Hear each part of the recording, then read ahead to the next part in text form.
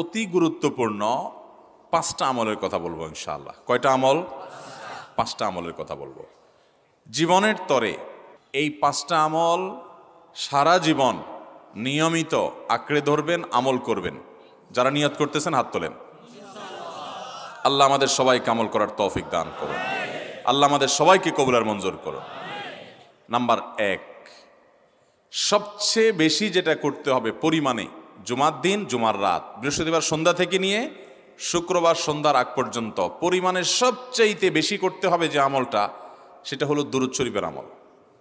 কিসের আমল? ভাইরা, দুরূদ এমন একটা আমল, আপনি যদি শুধু দুরূদের এই আমলটাকে আঁকড়ে ধরেন, সবসময় আপনার মুখ দিয়ে দুরূদ বের হতে থাকে, পড়তে থাকেন, তো নবী করিম সাল্লাল্লাহু আলাইহি সাল্লামের ভাষ্য অনুযায়ী, তার ওয়াদা অনুযায়ী, ইদান তুকফা হাম্মুক ওয়া তুগফার যামবুক, তোমার যত পেরেশানি আছে নবী সাল্লাল্লাহু আলাইহি সাল্লাম বলেছেন, এই সব পেরেশানি দূর করার জন্য এই দুরূদের আমলটা যথেষ্ট হবে ইনশাআল্লাহ। এবং গুনাহ মাফের জন্য এই দুরূদের আমলটা কি হবে? যথেষ্ট হবে। নবী করিম সাল্লাল্লাহু আলাইহি সাল্লাম বলেছেন, মান সাল্লা আলাইয়া মাররাতান সাল্লাল্লাহু আলাইহি আশরা, যে ব্যক্তি আমার প্রতি একবার দুরূদ পাঠ করবে, আল্লাহ রাব্বুল আলামিন তার প্রতি 10 বার রহমত নাজিল করবেন। কয়বার রহমত নাজিল করবেন? আপনার জীবনে 10টি জায়গায় খুব ক্রাইসিসে পড়ে গেছেন, কোনো জটিল সিচুয়েশনে মুখোমুখি হয়ে গেছেন, বিপদের মধ্যে পড়ে গেছেন, ওই জায়গায় আল্লাহর রহমত পাবেন। এরকম একবার দুরূদ পাঠ করবেন হকাদাই করে, যথাযথভাবে মহব্বতের সাথে 10 বার আপনার জীবনে আল্লাহ তাআলা অনুগ্রহ নাজিল করবেন। নবী করিম সাল্লাল্লাহু আলাইহি ওয়াসাল্লাম বলেছেন, আকসিরু আলাইয়া মিনাস সালাতি মিন ইয়াউমিল জুমআতি ওয়া লাইলাতিল জুমআহ, তোমরা জুমার দিন এবং জুমার রাতে আমার প্রতি বেশি বেশি দুরূদ পাঠ করবে, দুরূদ প্রেরণ করবে। ফাইন্না সালাতাকুম মা'রুদাতুন আলাই, কারণ তোমরা যে দুরূদ পাঠ করো এটা আমার কাছে পেশ করেন আল্লাহর ফেরেশতারা, এবং রীতিমতো নামধাম সহকারে আল্লাহর একদল ফেরেশতা নিয়োজিত আছে। তারা বলেন, আল্লাহ, হে আল্লাহ রসুল, আপনার অমুক উম্মত, অমুক অনুসারী, আল্লাহর অমুক বান্দা পৃথিবীর অমুক প্রান্ত থেকে, অমুক দেশ থেকে, অমুকের সন্তান, সে আপনার প্রতি দুরূদ পেশ করেছে জুমার দিনে, জুমার রাতে বা অন্য সময়ে। এটা নবী করিম সাল্লাল্লাহু আলাইহি সাল্লামের কাছে রিপোর্ট দেওয়া হয় আল্লাহর নিযুক্ত ফেরেশতাদের মাধ্যমে। আপনি যখন দুরূদ পাঠ করবেন, আপনার ভিতরে এই ফিল হবে যে আমি দুরূদ পাঠ করছি, আর আমার নবীর কাছে এটা উপস্থাপিত হচ্ছে আমার নাম ধাম, আমার রিপোর্ট সহকারে। এই জন্য শুক্রবার দিন এবং রাত, অর্থাৎ বৃহস্পতিবার সন্ধ্যা থেকে নিয়ে শুক্রবার সন্ধ্যা পর্যন্ত এই 24 ঘন্টার মধ্যে নবী করিম সাল্লাল্লাহু আলাইহি সাল্লামের ভাষ্য খেয়াল করেন, আকসিরু আলাই। ওলামা একরাম জানেন, নবী আলাইহিস সালাম সাধারণত কোনো আমল পরিমাণে বেশি করতে বলতেন না। পরিমাণে বেশি করতে বলার মতো আমল খুব কম ইসলামে। গোটা কোরআন যদি খোলেন আপনি, পরিমাণে অধিক করতে বলা হয়েছে এরকম আমল খুব বেশি পাবেন না। তোমরা বেশি বেশি করে নামাজ পড়ো, বেশি বেশি করে রোজা রাখো, এরকম কথা কোরআন হাদিসে নাই। অবশ্যই একজন ইমানদার 5 ওয়াক্ত ফরজ নামাজের পাশাপাশি অধিক পরিমাণে নফল নামাজও পড়বেন, সেটা ভিন্ন কথা। কিন্তু কোরআনে বেশি পরিমাণে আল্লাহর জিকির করার কথা বলা হয়েছে। আর নবী করিম সাল্লাল্লাহু আলাইহি সাল্লাম বৃহস্পতিবার সন্ধ্যা শুরু হলে শুক্রবার সন্ধ্যার আগ পর্যন্ত বেশি পরিমাণে করতে বলেছেন যে কাজটা, সেটা হলো দুরূদ শরীফের আমল। অতএব ভাইরা আমার, বৃহস্পতিবার সন্ধ্যা থেকে নিয়ে শুক্রবার সন্ধ্যা পর্যন্ত, আপনি দোকানদার মানুষ, বৃহস্পতিবারে ব্যবসা করছেন, দোকানদারি করছেন, কোনো অসুবিধা নাই। আপনার অবসর সময়গুলোতে মুখ দিয়ে দুরূদ পড়তে থাকবেন। দুরূদের মধ্যে সবচেয়ে শ্রেষ্ঠ দুরূদ হলো নামাজে যেটা পড়েন, দুরূদ ইব্রাহিম, আল্লাহুম্মা সাল্লি আলা মুহাম্মদ ওয়া আলা আলি মুহাম্মদ কামা সাল্লাইতা আলা ইব্রাহিম ওয়া আলা আলি ইব্রাহিম ইন্নাকা হামিদুম, আল্লাহুম্মা বারিক আলা মুহাম্মদ ওয়া আলা আলি মুহাম্মদ কামা বারাকতা আলা ইব্রাহিম ওয়া আলা আলি ইব্রাহিম ইন্নাকা হামিদুম। তাহলে দুরূদের এই আমলটা, এটা করার জন্য আল্লাহ তাআলা এমন সহজ করে দিয়েছেন যে ওযুর প্রয়োজন নাই। আপনার ওযু নাই, তারপর আপনি দুরূদ পাঠ করতে পারবেন। এবং আপনি এই বড় দুরূদ পড়ার মতো সময় নাই, তো আপনি একেবারে সবচেয়ে সংক্ষিপ্ত দুরূদ পড়েন সাল্লাল্লাহু আলাইহি ওয়াসাল্লাম, তাতেও দুরূদ পাঠের সওয়াব পাবেন। চেষ্টা করব তো ইনশাআল্লাহ। শুক্রবার আসবে, দুরূদ বেশি বেশি করে পাঠ করব। আপনি দোকানে কাজ করেন, আপনার দোকানে আপনার সহকর্মী আরও কাজের লোক আছে, আপনি সবাইকে স্মরণ করাবার জন্য নিজে জোরে জোরে দুরূদ শরীফ পড়বেন এবং বলবেন যে শুক্রবার শুরু হয়ে গেছে, সবাই দুরূদ শরীফের আমল করো। ভাইরা আমার, আমি আমার জীবনের কথা বলতে পারি। আমার জীবনে ওই যে হাদিসের উপরে ইয়াকিন এবং বিশ্বাস আলহামদুলিল্লাহ ছিল, আমার জীবনে আমি অনেকবার দেখেছি এরকম জটিল পরিস্থিতি হয়েছে যে দেয়ালে পিঠ থেকে গেছে, নড়ার জায়গা নাই, আর কোনো আপাত দৃষ্টি থেকে এই বিপদ থেকে উদ্ধারের কোনো পথ নাই।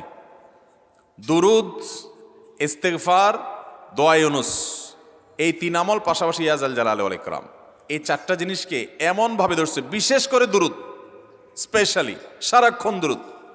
আল্লাহ রাব্বুল আলামিন এমনভাবে সহযোগিতা করেছেন, এমনভাবে উদ্ধার করেছেন যে কল্পনা করলে অবাক লাগে এখন যে এটা কিভাবে সম্ভব। ভাইরা আমার, এক সাহাবী নবী করিম সাল্লাল্লাহু আলাইহি ওয়াসাল্লামের কাছে এসে বলছি, ইয়া রাসূলুল্লাহ, আমি যে দোয়া করি এই দোয়ার মধ্যে আমি নিজের জন্য করব, আমার ছেলে মেয়ের জন্য করব, অনেক কিছু করব, এটা সেটা, রিজিক চাইবো, সুস্থতা চাইবো, অনেক কিছুই তো আল্লাহর কাছে চাইবো। আপনি তো আল্লাহর রাসূল, আপনার জন্য দোয়া করলে আমাদেরই লাভ, একবার দোয়া করলে আল্লাহ 10 বার রহমত নাজিল করবেন, তো আপনার জন্য আমার দোয়ার ভিতরে কত পার্সেন্ট রাখবো? সাহাবী বারবার বিভিন্ন পার্সেন্টেজ বলছিলেন যে 3 ভাগের 1 ভাগ আপনার জন্য রাখি ইয়া রাসূলুল্লাহ, অর্ধেক রাখি, আরো বেশি করে রাখি। তিনি যত বলছেন নবী করিম সাল্লাল্লাহু আলাইহি ওয়াসাল্লাম আরো বাড়ানোর জন্য তাকে উৎসাহ দিচ্ছিলেন। এক পর্যায়ে যখন তিনি বললেন, ইয়া রাসূলুল্লাহ, আমি আমার কোন দোয়ার সবটুকু যখন আপনার জন্য নিবেদন করব, আমি কোনো একবার যখন দোয়া করব, দোয়া শুধু আপনার জন্যই করব যখন, অর্থাৎ পিওর দুরূদ যখন পড়ব, নিজের জন্য আর কিছু চাইব না, শুধু আপনার জন্যই যদি চাই কোনোবার, তাহলে তখন নবী করিম সাল্লাল্লাহু আলাইহি ওয়াসাল্লাম বলেছেন, ইদান তুকফা হাম্মুক ওয়া তুগফার যামবুক, তাহলে তোমার সকল পেরেশানি থেকে উদ্ধারের জন্য এই দুরূদটাই যথেষ্ট হয়ে যাবে, এবং তোমার সকল গুনাহ মাফের জন্য এটা যথেষ্ট হয়ে যাবে। মোহতারাম হাজরিন, দুরুদের আমলটা এত সুন্দর আমল, কিন্তু আবার তাড়াহুড়া করে পড়বেন না, সাল্লাল্লাহু আলাইহি সাল্লাম সাল্লাল্লাহু আলাইহি সাল্লাম সাল্লাল্লাহু আলাইহি সাল্লাম সাল্লাল্লাহু আলাইহি সাল্লাম, সংখ্যা বাড়ানোর জন্য হুলস্থুল করে পড়লেন না, মুহাব্বতের সাথে সাল্লাল্লাহু আলাইহি ওয়াসাল্লাম সাল্লাল্লাহু আলাইহি ওয়াসাল্লাম, আল্লাহুম্মা সাল্লি আলা মুহাম্মদ, অর্থ বুঝে বুঝে আল্লাহুম্মা সাল্লি আলা মুহাম্মদ মানে কি, আল্লাহ আপনি মুহাম্মদের প্রতি শান্তি বর্ষণ করুন। আরে ভাই, মুহাম্মদ সাল্লাল্লাহু আলাইহি সাল্লামের প্রতি আল্লাহ তাআলা শান্তি এমনি বর্ষণ করবে, আপনি আমি দোয়া করলেও করবে, না করলেও। কিন্তু মাঝখান থেকে আমরা, ভাইরা আমার, কোনো বড় কর্মকর্তার কাছে আপনার কোনো কাজের ঠেকা আছে, কর্মকর্তার ওই ছেলেটার আপনি দেখছেন যে খাচ্ছে না, আপনি যদি বলেন, স্যার ছেলেটা খাচ্ছে না স্যার, একটু ডাক্তার দেখান স্যার, এভাবে তো বাঁচবে না, ওর কষ্ট হচ্ছে স্যার, আপনি বললেও উনি ওনার ছেলের দিকে কেয়ার করবে, কিন্তু আপনি এটা বলার কারণে তার নৈকট্য পাবেন কি পাবেন না, তার সিম্প্যাথি পাবেন কি পাবেন না। আরশে আজিমের মালিক তার হাবিবকে এত মহব্বত করেন, তিনি তার হাবিবের প্রতি এমনিতেই রহমত নাজিল করবেন, তাকে বিভিন্ন মর্যাদা আগে থেকেই দেওয়ার ঘোষণা দিয়ে রাখছেন, কিন্তু আপনি আমি দোয়া করলে আল্লাহ তাআলা তার মাধ্যমে আমাদের ভাগ্যকে সুপ্রসন্ন করে দিবেন। দুরুদের আমলকে জীবনের তরে আঁকড়ে ধরবেন ভাই, শুধুমাত্র জুমার দিন আর জুমার রাত না, সব সময় অধিক পরিমাণে। এরাবিয়ানদের মধ্যে আমলটা খুব বেশি আছে, তাদের দেখবেন তারা 2টা আমল, মুখে 2টা আমল, ভালো মন্দ তাদের মধ্যেও আছে, কিন্তু এই 2টা আমল তাদের মধ্যে খুব ভালো। বেশিরভাগ মানুষই দেখা যায় অবসর সময় আস্তাগফিরুল্লাহ, ইস্তিগফার করছে অথবা দুরুদের আমল করছে। আমাদের অবসর সব সময়গুলো নিয়ে গেছে মোবাইল ফোন।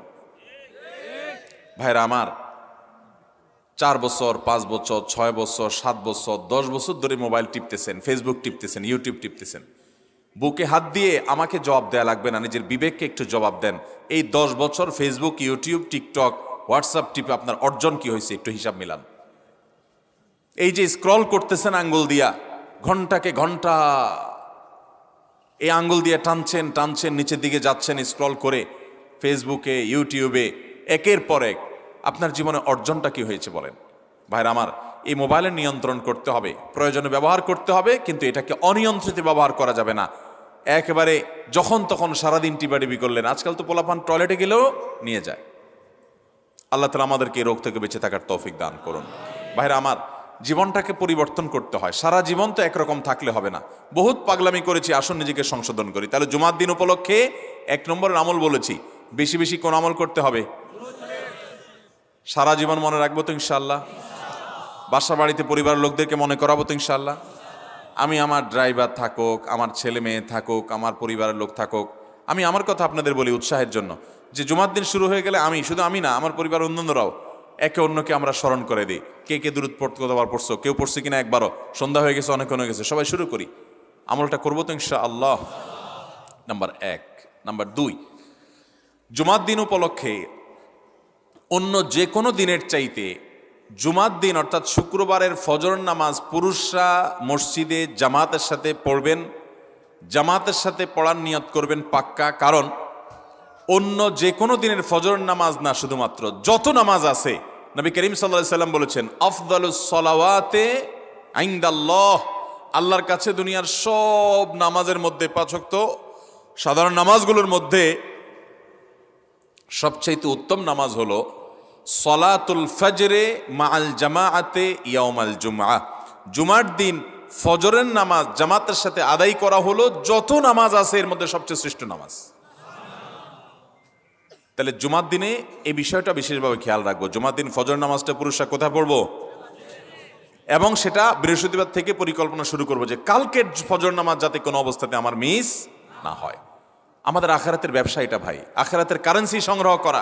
যত খুঁটে খুঁটে ভালো ভালো আমলগুলো করবেন, আপনার আমল নামাতে আমল সওয়াব জমা হতে থাকবে। চেষ্টা করবো তো ইনশাআল্লাহ। আমাদেরকে শয়তান অন্যদিন ফজরের নামাজ পড়ার সুযোগ হলেও শয়তান এমনভাবে আমাদেরকে ধোঁকা দেয়, শুক্রবারে ফজরটা পড়াটা সবচেয়ে বেশি কঠিন হয়ে যায়। কেন জানেন? কারণ ইবলিস তো জানে হাদিস, আপনি জানেন না, হয়তো অনেকে হয়তো আজকে শুনছেন, আমি কোনো হাদিস না জানতে পারি, ইবলিস ঠিকই জানে যে ফজর নামাজ এই দিন যদিও জামাতের সাথে ফজর পড়ে ফেলে তাহলে তোর আখিরাতের ব্যবসা অনেক দূর আগে যাবে। ওর সাথে তো আমাদের বাবা আদমের সাথে সেই চ্যালেঞ্জ, আদম আলাইহিস সালামকে সেজদা করতে বলা হয়েছে, সে তো করে নাই, তার সৌজন্যে বা তার জন্য সেজদা নিবেদন করে নাই, আল্লাহ তাআলা সেজন্য তাকে জান্নাত থেকে বের করে দিয়েছে। তার কারণে এই ইবলিস তখনই আল্লাহর সাথে, আল্লাহর সামনেই চ্যালেঞ্জ ছুড়ে দিয়েছে আদম আলাইহিস সালামের সাথে যে লা উবিয়ান্নাহুম আজমাইন, আমি আদমের সব সন্তানগুলোকে পথহারা করে ছাড়বো, ওদেরকে জান্নাতের পথে চলতে দিব না। এই জন্য আল্লাহ তাআলার কাছে সে কিছু পাওয়ার চাইয়া নিছে। এর ভিতরে একটা হলো কিয়ামত পর্যন্ত হায়াত পাবে, আরেকটা হলো আমাদের রগের সাথে সে মিশতে পারে, রক্ত প্রবাহের সাথে মিশতে পারে, শরীরের মধ্যে প্রভাব সৃষ্টি করতে পারে, আমাদেরকে দুর্বল করতে পারে, মন্দ দিকে টানতে পারে, ভালো কাজ যেন না হয় মনে মনে কুমন্ত্রণা সৃষ্টি করতে পারে। এই পাওয়ার সে নিয়ে এসেছে। এই জন্য তার সাথে আমাদের চ্যালেঞ্জ। সে হাদিস জানে যে জুমার দিন ফজর পড়লে আমাদের অনেক লাভ হয়ে যাবে। এই জন্য সে বৃহস্পতিবার রাতে, অন্য দিন যদি আপনি 10টা 11টা বা 11:30টায় ঘুমান, 12টায় ঘুমান, জুমার দিন অর্থাৎ বৃহস্পতিবার দিবাগত রাতে আইসা ইবলিস বলে, আরে পাগল হইছস, কালকে হলো শুক্রবার, দোকানদারি নাই, ব্যবসা নাই, চাকরি নাই, মহিলাদেরকে বলে কালকে পোলাপানের স্কুল নাই, মাদ্রাসা নাই, আজকে একটু টক শো, মিষ্টি শো, নাটক, সিনেমা, ইউটিউব, ফেসবুক, ওয়াজই শুন অন্তত।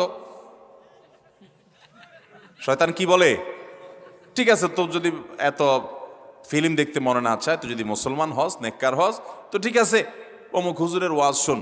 এই হুজুরের ওয়াজ শোনাত লাগাই দিয়ে রাতে 1টা 2টা পর্যন্ত পার করে দিল। এরপরে ফজর নামাজ ওর জামাতের সাথে মিস, শেষ।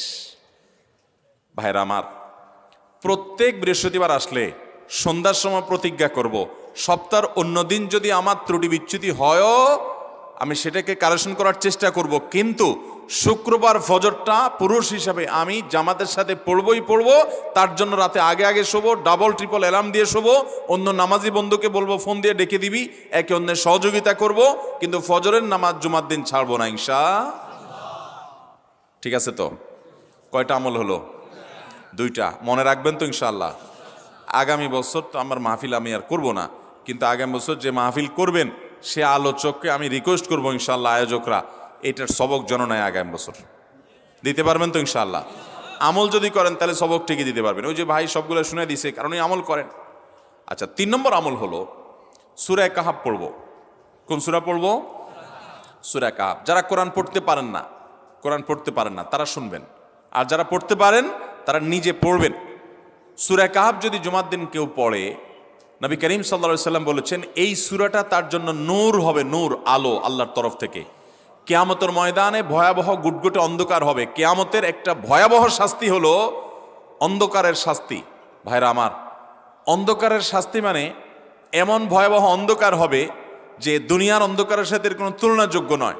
সেই ভয়াবহ অন্ধকারে কিছু আমল আছে যে আমলগুলো মানুষের ওই অন্ধকারের মধ্যে আলোর কাজ দিবে। এর মধ্যে একটা হলো অজুর অঙ্গগুলো যদি কেউ ভালো করে অজু করে, সুন্দর করে ডলে ডলে যেন শুকনা না থাকে, উত্তম রূপে যদি অজু করে, কেউ পানি অপচয় না করে, পানি অল্প নয় কিন্তু ডলে বেশি, সুন্দর করে যদি কেউ অজু করে, এই অজুর অঙ্গগুলো কিয়ামতের ময়দানে উজ্জ্বল হয়ে জলজল করে জ্বলতে থাকে এবং তার জন্য আলোর কাজ দেয়।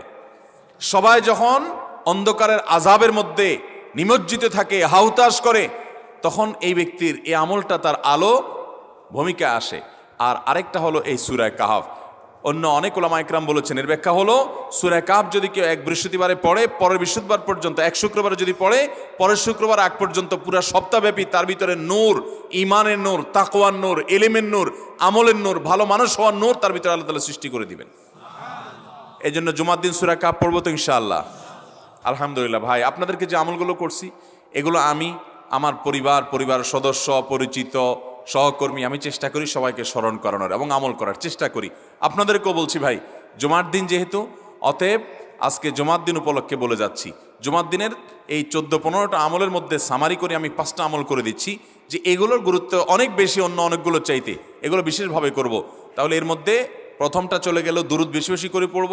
দ্বিতীয়টা হলো জুমার দিনের ফজর নামাজ কোন অবস্থাতে জামাতের সাথে পড়া মিস করব না, কারণ নবী সাল্লাল্লাহু আলাইহি সাল্লাম বলেছেন সকল নামাজের মধ্যে সবচেয়ে সেরা, উত্তম, শ্রেষ্ঠ নামাজ, অর্থাৎ ওয়াক্তিয়া নামাজের মধ্যে সবচেয়ে শ্রেষ্ঠ নামাজ হলো জুমার দিনের ফজরের নামাজ জামাতের সাথে পড়া। তাহলে মহিলারা কি করবে? মহিলারা পুরুষদেরকে উঠায় উঠায় মসজিদে পাঠিয়ে দিবে এবং সহযোগিতা করবে, তাহলে তার মাধ্যমে তারাও একই সওয়াব পেয়ে যাবেন। আর 3 নম্বর আমলে বলেছিলাম সূরা কাহফ, এটা নারী পুরুষ সবাই করবে বেশি বেশি করে, ঠিক আছে তো ইনশাআল্লাহ?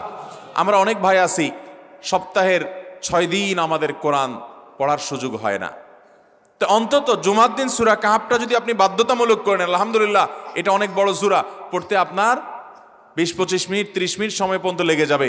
আপনি আধা ঘন্টা সময় ধরে যদি আস্তে আস্তে সুন্দর করে পড়েন, তো সপ্তাহে একবার অন্তত কোরআনের সাথে আপনি সময় দিলেন। আরেকটা সুসংবাদ শুনেন, সূরা কাহফ যদি কেউ মুখস্থ করে, তেলাওয়াত করে নিয়মিত, বিশেষ করে সূরা কাহফের প্রথম 10টা আয়াত যদি কেউ মুখস্থ করে, নবী করিম সাল্লাল্লাহু আলাইহি সাল্লাম বলেছেন কিয়ামতের আগে দাজ্জালের যে ফিতনা আসবে, যেই ফিতনায় বহু মানুষ দাজ্জালকে আল্লাহ মনে করে বেঈমান হয়ে জাহান্নামে যাবে, এই ফিতনা থেকে পৃথিবীতে এমন কোনো নবী ছিল না, এমন কোনো রাসূল আসেন নাই।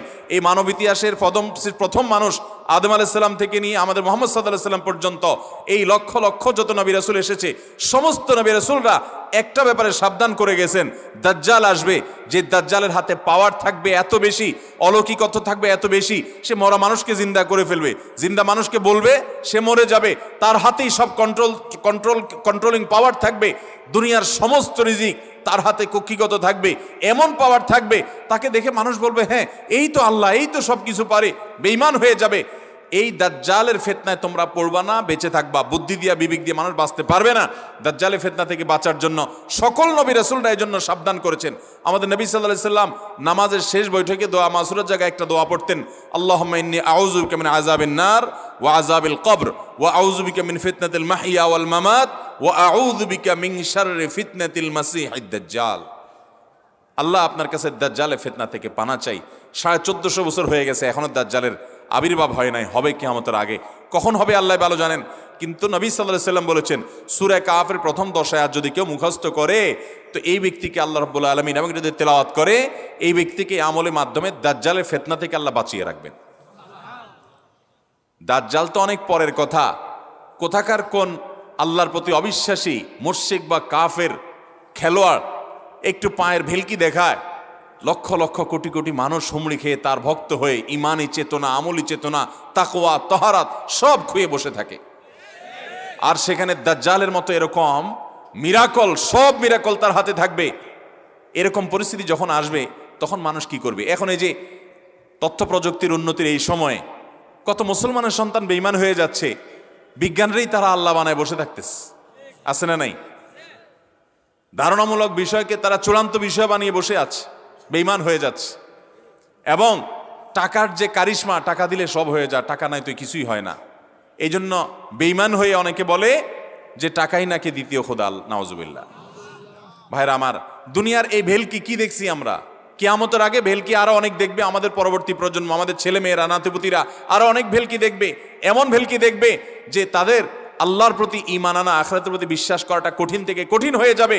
এরকম পরিস্থিতি তৈরি হবে দুনিয়াতে।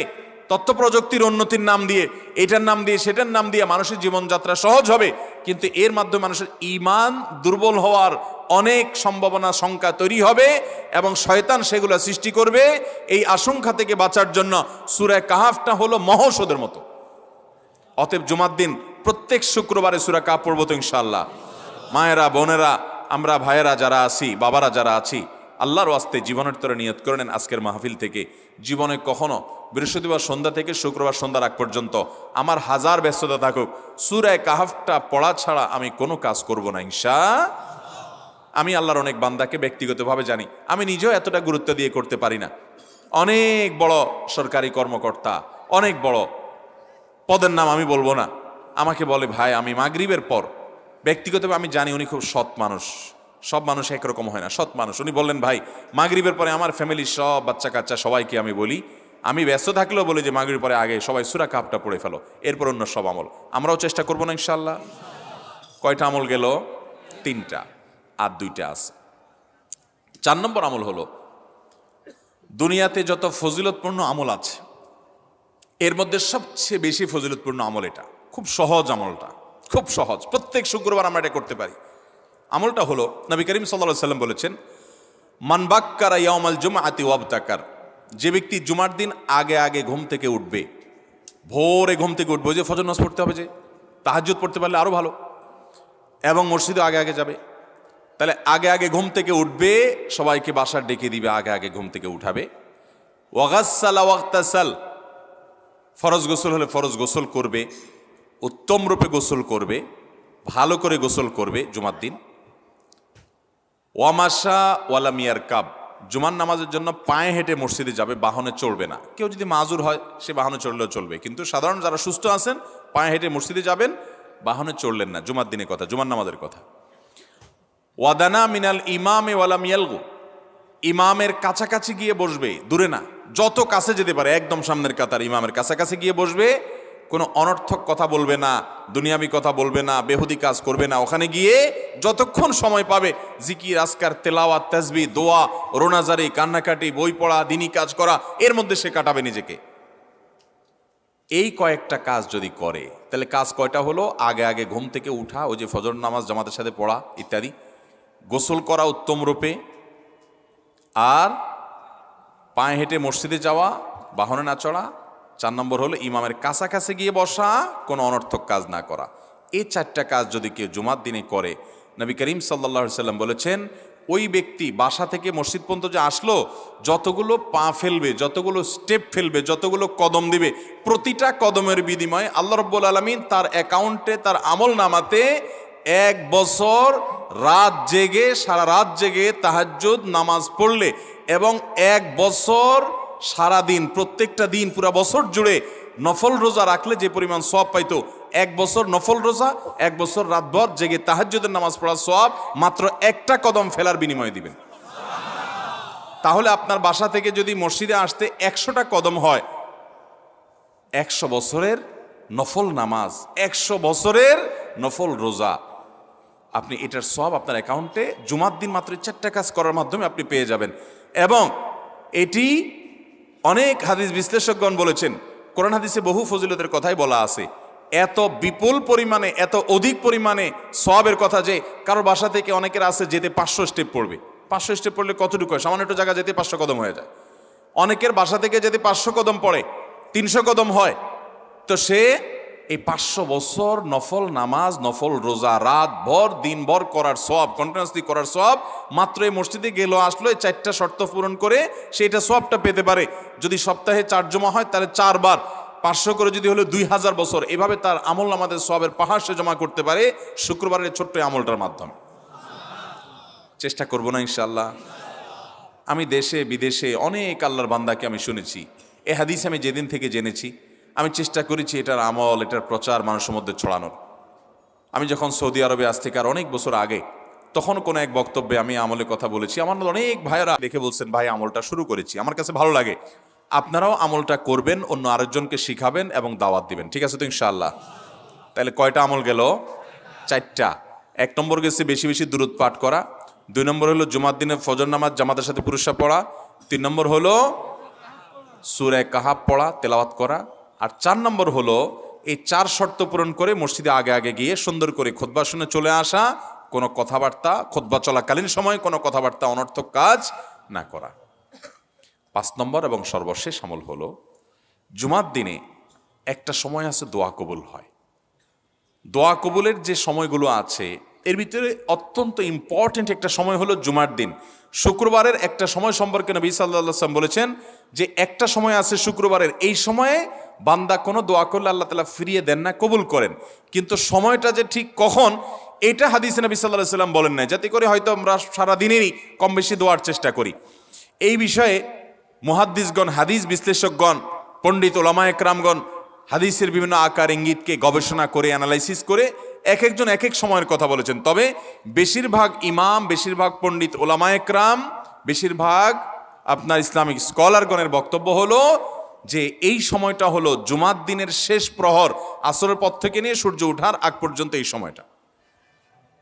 অতএব আমরা জুমার দিনের 5 নম্বর আমল হলো বেশি বেশি করে সারাদিনই কম বেশি দোয়া করব। দোয়ার জন্য সবসময় হাত তোলাও জরুরি না, যদিও সাধারণ অবস্থায় দোয়ার জন্য হাত তোলা আদব, কিন্তু আপনি চলতে ফিরতে, উঠতে বসতে, কাজের ফাঁকে আপনি আল্লাহর কাছে মনে মনে দোয়া নিবেদন করবেন। অনেক চাওয়া আমাদের কাছে, আমাদের আল্লাহর কাছে আছে। ভাইরা আমার, নবী রাসূলুল্লাহ সাল্লাল্লাহু আলাইহি ওয়াসাল্লাম বলেছেন কারোর পায়ের জুতার ফিতাটা ছিঁড়ে গেছে হাঁটার সময়, এটার এমন কি লাগালে ঠিক হয়ে যাবে, কিন্তু একজন ইমানদার ওইটার জন্য সে আল্লাহর কাছে সাহায্য চাইবে, আল্লাহ এটাও একটা বিপদ, একটা ছোট বিপদ থেকে অনেক কিছু ঘটে যায়, আপনি আমাকে উদ্ধার করেন। সে সবসময় আল্লাহর দিকে মনোনিবেশ করবে।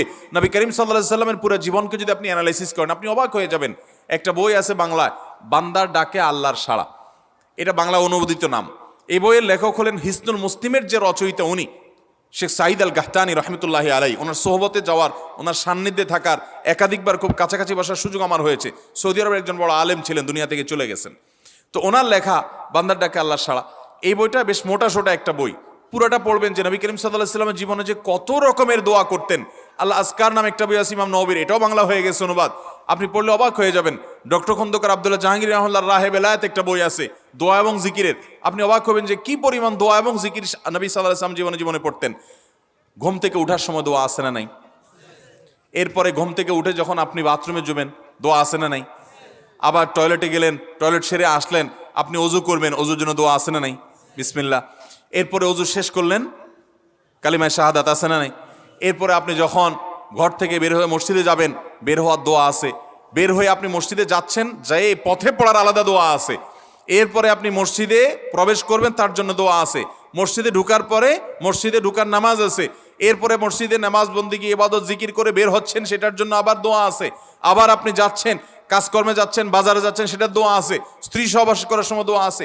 দোয়া নাই, জিকির নাই, এমন কোনো মুহূর্ত ইমানদারের জীবনে থাকতে পারে না। নবী করিম সাল্লাল্লাহু আলাইহি ওয়াসাল্লাম এই পরিমাণ দোয়া করতেন। এই জন্য ভাইয়েরা, দোয়া যদি সবসময় করতে কষ্ট হয় হাত তুলতে, আপনি হাত তোলা ছাড়া শুক্রবারে দোয়া করেন, দোয়াটা অনেক বেশি করা দরকার। আমাদের কত জিনিস আল্লাহর কাছে চাইতে হয়, আমরা আল্লাহর কাছে চাই না। পেটে অসুখ হয়েছে, আমরা ডাক্তারের কথা মাথায় আগে আসে, আপনি ওষুধ খান, ওষুধ খাওয়া সুন্নত, কিন্তু ইমানদার সবকিছুর আগে আল্লাহর কথা স্মরণ করবে এবং আল্লাহর কাছে বলবে, আল্লাহ আপনি সহজ করে দেন। আপনার অসুখ হয়েছে, সবকিছুর আগে নাপার কথা মনে আসে, আরে ভাই প্যারাসিটামলের কথা মনে আসে, এটা দোষের না, কিন্তু আপনার মনে আগে আসতে হবে যে নবী সাল্লাল্লাহু আলাইহি ওয়াসাল্লাম দোয়া শিক্ষা দিয়েছেন, যদি কেউ ব্যথার জায়গায় হাত দেয় এবং পড়ে আউযু বিইজ্জাতিল্লাহি ওয়া কুদরাতিহি মিন শাররি মা আজিদু ওয়া হাজির, আল্লাহ রাব্বুল আলামিন তার ব্যথা দূর করে দিবেন। এক সাহাবী এই হাদিসের উপর আমল করে তৎক্ষণাৎ তার ব্যথা দূর করেছেন। শুধু ইয়াকিনের অভাব, শুধু বিশ্বাসের অভাব, ঈমানের অভাব। তাহলে আমাদের আল্লাহর দিকে মনোনিবেশ করতে হবে দোয়ার জন্য বেশি বেশি। তাহলে শুক্রবারে 5 নম্বর আমল হলো বেশি বেশি কি করবো ইনশাআল্লাহ? দোয়া, বেশি বেশি দোয়া করবেন, উঠতে বসতে চলতে ফিরতে। বিশেষভাবে সূর্য ডুবার আগের যে সময়টা শুক্রবার, অর্থাৎ দিনের শেষ সময়টা, বিশেষভাবে আল্লাহ তাআলার কাছে দোয়া করব। ঠিক আছে তো ইনশাআল্লাহ? কয়টা আমল বললাম? 5টা আমল। 1, বেশি বেশি দুরুদ। 2, ফজর নামাজ জামাতের সাথে পড়া পুরুষরা, মহিলারা অক্তমত পড়বেন, পুরুষদেরকে পাঠিয়ে দিবেন মসজিদে। 3, সূরা কাফ পড়বেন। 4, আগে ঘুম থেকে উঠে উত্তম রূপে গোসল করে মসজিদে আগে আগে গিয়ে পায়ে হেঁটে গিয়ে সামনে ইমাম সাহেবের কাছাকাছি গিয়ে বসা, অনর্থক কথা কাজ না করা, তেলাওয়াত জিকির আজকারে মশগুল থেকে নামাজটা পড়ে বের হয়ে আসা, এই কাজ। নাম্বার 5, দোয়া করা, বিশেষ করে দিনের শেষ প্রহরে। আমল করবো তো ইনশাআল্লাহ? মনে থাকবো তো ইনশাআল্লাহ? আমরা প্রয়োজনে বাসায় গিয়ে একটা কাগজে নোট করে ফেলবো, লিখে ফেলবো, লিখে এরপরে ওয়ালে টাঙ্গায় দিবেন বাসায় যে জুমার দিন এই 5 কাজ আমি ছাড়বো না। আপনি যদি মনেও না থাকে, আপনার যদি ভুলেও যান, আপনি এই কাগজ আপনাকে মনে করাবে ইনশাআল্লাহ। বাসায় ফ্যামিলির লোকদের সাথে শেয়ার করবেন, জুমার দিন হুজুর বলেছেন, আমি একটু আমার মন থেকে বলিনি, এগুলো সব কোরআন হাদিসের কথা বলেছি আপনাদেরকে। কোরআন হাদিসের আলোকে 5টা আমলের কথা বলেছেন, বিশেষভাবে জুমার দিন আমি 5টা আমল করবই করব। ভাইরা আমার, প্রত্যেক জুমার দিন যদি আপনি একটু ইমানের রিচার্জ করেন, ইনশাআল্লাহ সারা সপ্তাহ আপনার জন্য সেটা উপকারে আসবে। চেষ্টা করবো তো ইনশাআল্লাহ? এবং দোকানে অফিসে টাঙ্গায় রাখবেন। যারা এই টাঙ্গায় রাখার আমলটা করবেন, আয়োজক যারা আছেন আপনাদের কাছে আমার অনুরোধ যে ভাইরা এই কাজটা করছেন ওনারা যদি আয়োজকদের মাধ্যমে ছবিটা আমার কাছে পাঠাইতে পারেন, আমার অফিসে নিয়ে আমি ইনশাআল্লাহ নিজে হাতে তাদের পুরস্কার দেব। বিশেষ করে এই মাহফিলের লোক যারা আছেন আজকের আয়োজকদের মাধ্যমে। আল্লাহ তাআলা এই আমলগুলো আমাকে আপনাকে আমাদের সবাইকে করার তৌফিক দান করুন। আমল মনে রাখবো তো ইনশাআল্লাহ, আমল করবো তো ইনশাআল্লাহ।